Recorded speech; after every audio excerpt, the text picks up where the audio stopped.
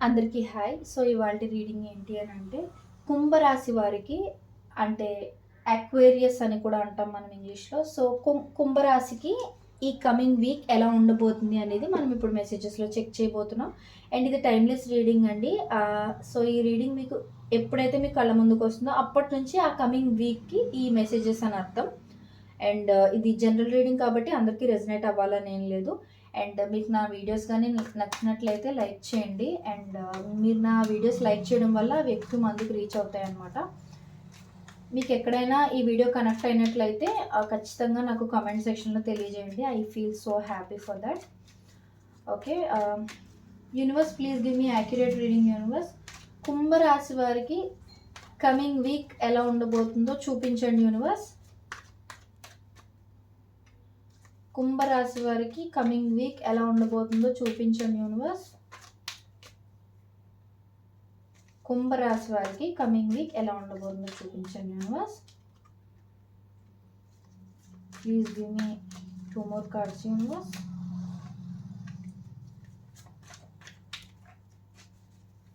And video ఎక్కడ కూడా skip చేయకుండా చూడండి, మళ్ళీ మీకు అర్థం కాకపోవచ్చు.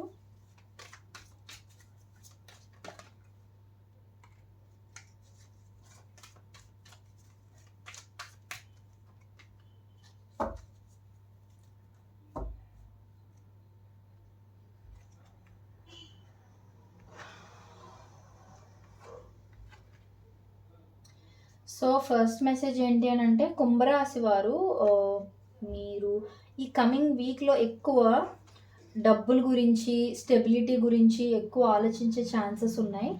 అంటే టూ మచ్ ఓవర్ థింకింగ్. ఎక్కువ ఆలోచించడం అంటే నార్మల్గా కాదు, అది బాగా ఓవర్ థింకింగ్ లాగా అనమాట. థాట్స్లో ట్రాప్ అయిపోయినంత ఎక్కువ ఆలోచించడం అనమాట. అండ్ ఇంకొకటి ఏంటంటే ఒకవేళ ఎవరైనా రిలేషన్షిప్ గురించి, కమిట్మెంట్ గురించి ఏమైనా ఆలోచిస్తూ ఉంటే ఆ ఆలోచన అనేది ఇంకా ఎక్కువ టూ మచ్ అయిపోతుంది అనమాట. సో ఎందుకంటే మీ పర్సన్ మీకు కమిట్మెంట్ ఇస్తారో లేదో, లేకపోతే మ్యారేజ్ ప్రపోజల్ తీసుకొస్తారో లేదో అని టూ మచ్ ఓవర్ థింకింగ్ అనమాట. సో మీకు యాంగ్జైటీ లెవెల్స్ కూడా పెరిగిపోవచ్చు. అంటే ఆతృత పడిపోవడం, జరుగుతుందా లేదా అని టెన్షన్ పెట్టేసుకోవడం. అంటే నేను మీ సిచ్యువేషన్కి తగ్గట్టుగా మీరు కనెక్ట్ చేసుకోండి. అంటే మీలో కొంతమంది జాబ్‌కి సంబంధించి ఆలోచిస్తుండొచ్చు. కొంతమంది ఫ్యామిలీ రెస్పాన్సిబిలిటీస్ గురించి, కొంతమంది ఏమో ఫినాన్షియల్ స్టెబిలిటీ గురించి, కొంతమంది ఏమో కమిట్మెంట్ గురించి, కొంతమంది నెక్స్ట్ కెరియర్ ప్లాన్స్ గురించి, ఇలా ఏదైనా అయ్యుండొచ్చు. దాన్ని బట్టి మీరు కనెక్ట్ చేసుకోండి. సో అది చాలా ఎక్కువ అంటే చాలా ఎక్కువ ఆలోచిస్తారు. మీకు సరిగ్గా రాత్రులు నిద్ర పట్టకపోవడం ఇలాంటి సిచ్యువేషన్స్ కూడా మీరు ఫేస్ చేయొచ్చు ఈ కమింగ్ వీక్‌లో. అండ్ ఇంకొకటి ఏంటి అని అంటే మీరు తీసుకోబోయే డెసిషన్స్ గురించి 1కి 2 సార్లు ఆలోచించే ప్రయత్నం అయితే చేస్తారు. ఏ డెసిషన్స్ అయినా అవ్వచ్చండి.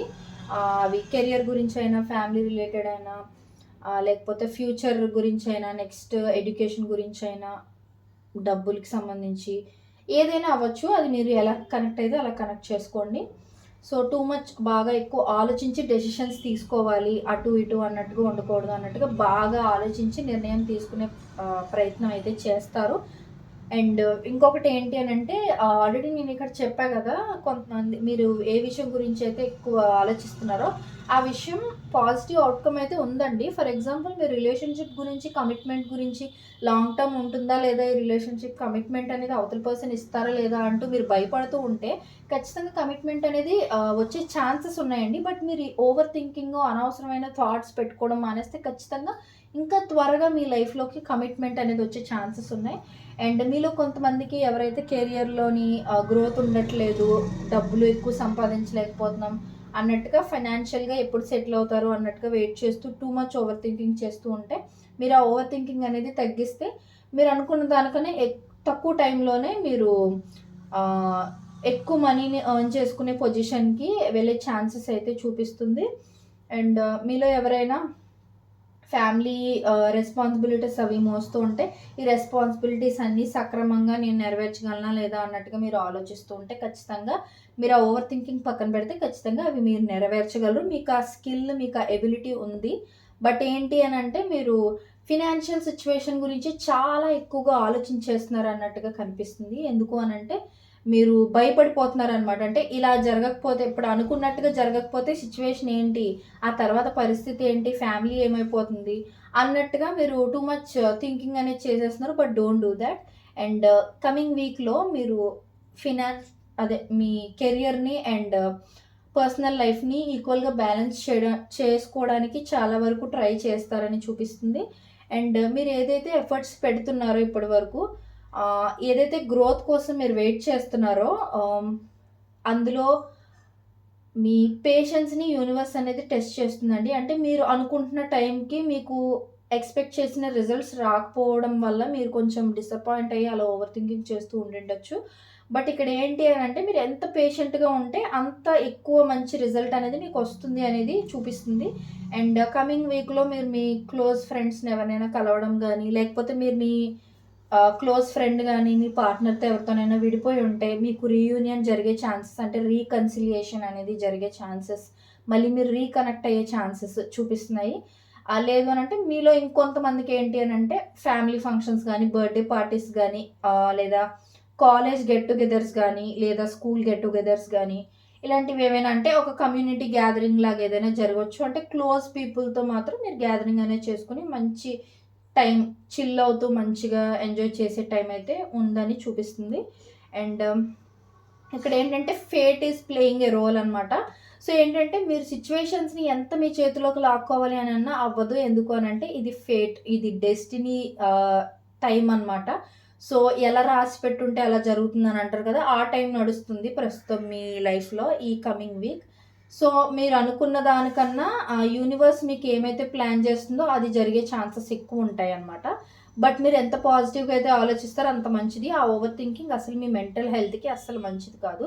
అండ్ మీరే ఎవరినైతే మీరు హర్ట్ చేయడం లాంటిది ఏదైనా చేసుంటే అవతల పర్సన్ని మీరే ఇంపల్సివ్గా కాంటాక్ట్ చేసే ఛాన్సెస్ చూపిస్తుంది.